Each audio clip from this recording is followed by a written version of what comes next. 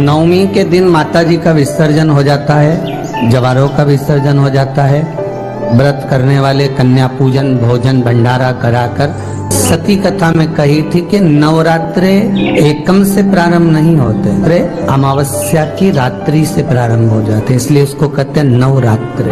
क्योंकि नवमी के दिन माता जी का विसर्जन हो जाता है, जवारों का विसर्जन हो जाता है। व्रत करने वाले कन्या पूजन भोजन भंडारा कराकर विराम दे देते हैं। तो नवमी की रात्रि उसमें नहीं जुड़ा पाती, उसमें रात्रि अगर जुड़ती है तो ये अमावस्या की रात्रि से जुड़ना प्रारंभ होता है, तब जाकर वो नवरात्रि पूर्ण हो पाती। अष्टमी के दिन कन्याओं का भोजन कराओ या नवमी के दिन कन्याओं का भोजन कराओ, पर देवी भागवत तो कहती है, देवी भागवत तो वर्णन करती है कि पहले नवरात्रे से लेकर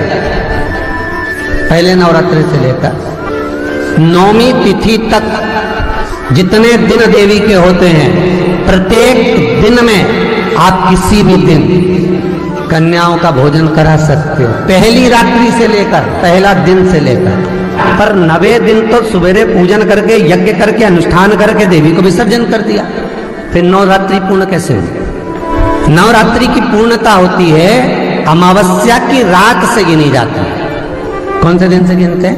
अमावस्या की रात्रि, फिर एकम की रात्रि, फिर दूज की रात्रि, ऐसे गिनते गिनते अष्टमी की रात्रि तक और नौमी के दिन सुबह तक या दोपहर तक या शाम तक, जब तक आप यज्ञ ना करें तब तक ये 9 रात्रियां पूर्ण गिनी जाती है महाराज देवी भागवत के हिसाब से पूर्णता। अब हमने कन्या भोजन का जो क्रम बनाया, अष्टमी के दिन करा देंगे, नौमी के दिन करा देंगे, इस तिथि को करा देंगे, पर भाव देखिए, शास्त्र कहता है भूखे को भोजन जब कराइए जब उसको भूख लगी हो, और ऐसों को कराइए जिसको जरूरत पड़ रही है। अभी नवरात्रि चल रहा है, दुर्गा सप्तशती का पाठ आप लोग कर रहे होंगे। कौन कौन कर रहा है? जरा हाथ उठाओ। आप लोग कर रहे हैं, बहुत अच्छी बात है।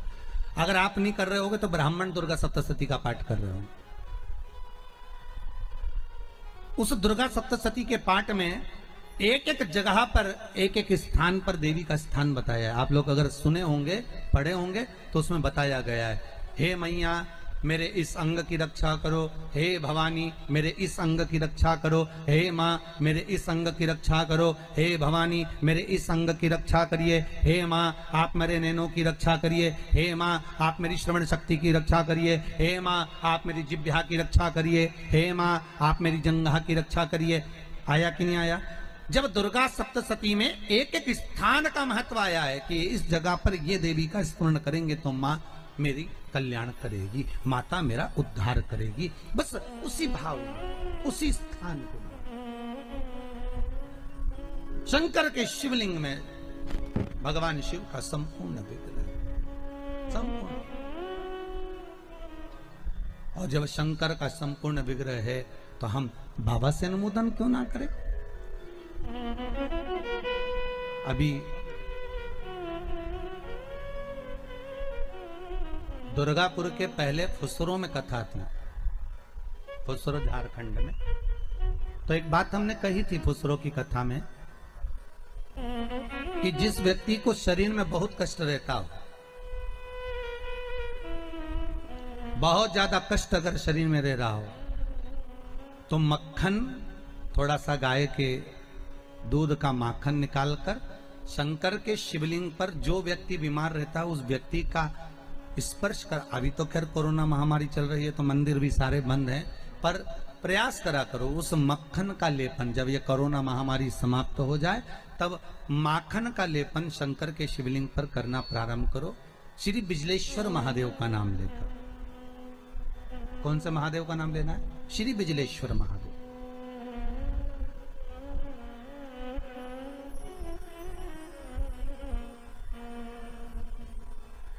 पूरी दुनिया में बिजलेश्वर महादेव एक ही जगह पर विराजमान है, हिमाचल में,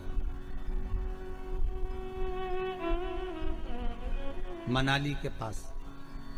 पूरी दुनिया में शंकर जी का एक ही मंदिर है जहां पर बिजली गिरती है शिव जी के शिवलिंग पर और शिवलिंग के टुकड़े हो जाते हैं। फिर उस मनाली में एक परिवार ऐसा है जिसके पांव नहीं है, वो बिना पांव का व्यक्ति पूरे मनाली में से मक्खन मांगता है दान में कि बाबा के शिवलिंग के टुकड़े हो गए। फिर वो चढ़ता चढ़ता ऊपर जाता है, धीरे धीरे घसीटता चलता हुआ जाकर बिजली महादेव का एक एक पत्थर उठा उठाकर, शंकर जी का शिलाखंड उठा उठाकर उसको मक्खन से जोड़ता जाता है, मक्खन से जोड़ता है। उसके बाद में फिर हाथी के पांव से भी तुड़वाओ, सूंड से भी तुड़वाओ तो वो शिवलिंग नहीं टूटता, मात्र मक्खन से चिपक जाता है। वो बिजली महादेव है। शंकर की अष्टमी के दिन कन्याओं का भोजन कराओ या नवमी के दिन कन्याओं का भोजन कराओ।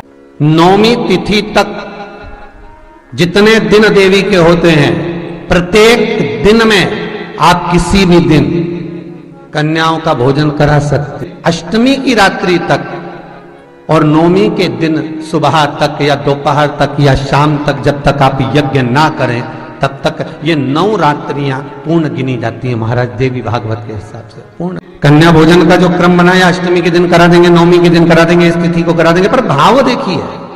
शास्त्र कहता है भूखे को भोजन जब कराइए जब उसको भूख लगी हो, और ऐसों को कराइए जिसको जरूरत पड़ रही है। और नवरात्रि में भी देवी की आराधना का एक स्मरण का सुख है महाराज। ज्योत का विधान है, नवरात्रि में देवी की ज्योत लगती है, अखंड ज्योति लगती है, जवारे बुआए जाते हैं, कलश लगता है। ज्योत का भी विधान है। जिसके यहाँ दिया अखंड जलाया जाता है, अगर वो दिए की लो, दिए की बाती अगर दक्षिण दिशा की होती है तो उसके घर में साल भर में एक घात जरूर होती है। जो दिया अखंड जलता है उसकी बाती का मुख दक्षिण का नहीं होना चाहिए। अगर आपने देवी भागवत का स्मरण कराओ, देवी भागवत को अगर सुना हो, तो देवी भागवत में स्पष्ट किया गया कि पूर्व की ओर मुख करा हुआ दिया, अर्थात पूर्व की ओर ज्योत जो जलाई जाती है वो संपदा की वृद्धि करती है। पश्चिम की ओर मुख कर जो ज्योत लगाई जाती है महाराज वो वैभव को देती है। और उत्तर की ओर जो मुख कर ज्योत जलाई जाती है, उत्तर की ओर जो ज्योत का मुख रहता है वो आयु की वृद्धि करती है, घर में अकाल मौत को रोकती है। दक्षिण की ओर ज्योत ना लगाएं। अगर आपको लगाना है पूरब की लगाएं, पश्चिम की लगाएं या उत्तर की लगाएं। और जितने दिन महारानी जगदम्बा जगतधात्री दुर्गा भवन चैत्र नवरात्रि में, शरदीय नवरात्रि में, आषाढ़ी नवरात्रि में, आदिक पौष नवरात्रि में हम जगत जननी जगदम्बा की जब स्थापना करते हैं, या हम नूतन घर का प्रवेश करते हैं, या गणेश जी की स्थापना करते हैं, या कोई दुकान को प्रवेश करते हैं, या कोई शुभ कार्य करने के लिए अग्रण्य होते हैं, तो हम कलश की स्थापना क्यों करते? कलश के अंदर आखिर ऐसा क्या विराजमान है कि 33 कोटि देवता उस कलश के अंदर आकर बैठ जाते हैं। आप कोई यज्ञ करने जा रहे हो, आप कोई पोथी पुराण करने जा रहे हो, आप कोई अच्छा कार्य करने जा रहे हो, तो ब्राह्मण देवता कह देते कलश की स्थापना होगी, कलश की शोभा यात्रा निकलेगी, कलश यात्रा निकलेगी, कलश विराजमान होगा। उस कुंभ की उस घड़े की महत्वता कहां से प्रकट हो गई? शिव महापुराण की कथा कहती है महाराज, भगवान ओघड़दानी शंकर स्वयं आद्य शक्ति जगदम्बा से कहते हैं कि जगदम्बा तू क्या चाहती है बोल। तो जगत जननी जगदम्बा कहती है कि जहां मैं हूं वहां शंकर है, ये आपने कह दिया, पर जहां शंकर है वहां पार्वती का होना जरूरी है। उसके लिए सिद्ध करने के लिए एक स्थान ऐसा बनाया जाए जहां पर शंकर विराजमान है और शंकर के साथ पार्वती विराजमान है। तो शिव जी ने कहा पार्वती उसके लिए मैं तुझे एक सुंदर कलश का निर्माण कर देता हूं। अष्टमी के दिन कन्याओं का भोजन कराओ या नवमी के दिन कन्याओं का भोजन कराओ। पर देवी भागवत तो कहती है, देवी भागवत तो वर्णन करती है कि पहले नवरात्रि से लेकर नौमी तिथि तक जितने दिन देवी के होते हैं, प्रत्येक दिन में आप किसी भी दिन कन्याओं का भोजन करा सकते हो। पहली रात्रि से लेकर, पहला दिन से लेकर। पर 9वें दिन तो सवेरे पूजन करके, यज्ञ करके, अनुष्ठान करके देवी को विसर्जन कर दिया। फिर नवरात्रि पूर्ण कैसे हुई? नवरात्रि की पूर्णता होती है अमावस्या की रात से गिनी जाती है। कौन से दिन से गिनते हैं? अमावस्या की रात्रि, फिर एकम की रात्रि, फिर दूज की रात्रि, ऐसे गिनते गिनते अष्टमी की रात्रि तक और नवमी के दिन सुबह तक या दोपहर तक या शाम तक, जब तक आप यज्ञ ना करें तब तक ये 9 रात्रियां पूर्ण गिनी जाती हैं महाराज देवी भागवत के हिसाब से पूर्णता।